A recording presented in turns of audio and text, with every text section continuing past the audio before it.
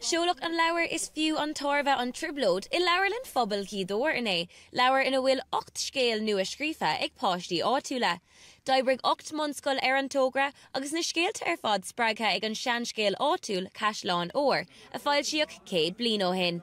Bhí sé bunta leis Katelyn agus fuirmuid lémór inspiration á sin agus just chuirmuid twist a book bhí an agus chuirmuid characters an. Tá scéal seo faide Seoladh tá beabhairt a bhí na húnaí mí na chládaí 100 bliain hin agus tá sé faide Sally Rose agus Mickey John. Bhí bhfuil dearg ag clí Barcelona agus het si a gré le bad gazette agus het bad gazette leige thóg bhfuil deargaí agus fééis ar toras go Afric. D'oibrigh na scolanna le fighting words na gaeltachta agus mehel planála teanga an ar thuúsgurt chun na scéalta seo a chuma agus saolaíocht agus ground go mór chun tosaigh an tú.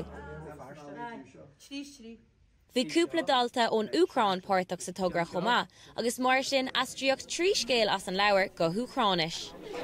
Well, tá coppla daoine sa scáil agus tá na imaginations go mór agus tá bhí just gach daine like Jenny Parch.